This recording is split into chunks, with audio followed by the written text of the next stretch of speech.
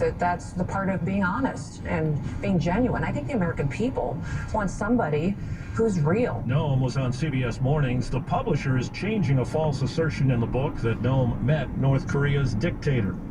At a church service in North Braddock, Pennsylvania yesterday, police say a 26-year-old man pulled a gun on the pastor. It didn't fire. He was tackled by others and now faces criminal charges. Wall Street, right now in the early going, the Dow is up 96 points, S&P up 28. This is CBS News. Think O'Reilly Auto Parts for all your car care needs. Get the parts and service you need fast from the professional parts people at O'Reilly Auto Parts. 11:03 on WTOP, Monday, the 6th of May.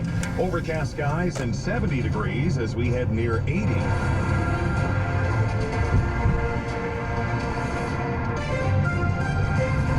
Good morning and thanks for joining us. I'm Mark Lewis with the top local stories we're following this hour. The president of George Washington University is criticizing some of the protesters who've been on the Foggy Bottom campus for 12 days now. WTOP's Neil Augenstein has an update. Tents remain set up here on H and 21st Streets, and they fill the adjacent university yard.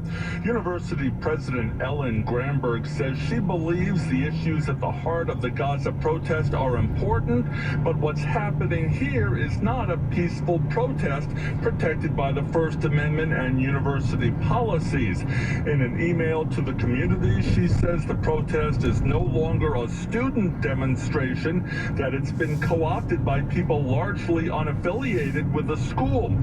Protesters here with a Student Coalition for Palestine say they'll continue, quote, despite repression from their genocidal university and state. On the GW campus, Neil Augenstein, WTOP News. Meantime, at the University of Virginia, police stormed an encampment at UVA over the weekend. And WTOP's Mike Murillo is hearing reaction from a top state leader. Virginia is not New York. Virginia Attorney General Jason Miyares is on the arrest of 25 protesters on Saturday after police claimed the protesters at UVA refused to remove tents from an encampment on the campus in Charlottesville. He told Fox News Sunday. Is what you had at UVA were students that were warned repeatedly. They were violating both their student code of conduct, that it was an unlawful assembly, there was trespassing, there were outsiders that were there. The school says in a statement that Virginia State Police were called in to help with enforcement. Speaking on the arrests made at Virginia Commonwealth University earlier last week. We've seen folks that are not students show up in riot gear with bullhorns. And he claims some of those, what he calls outside agitators, were also throwing bottles with bear mace at officers. Mike Murillo, WTOP News.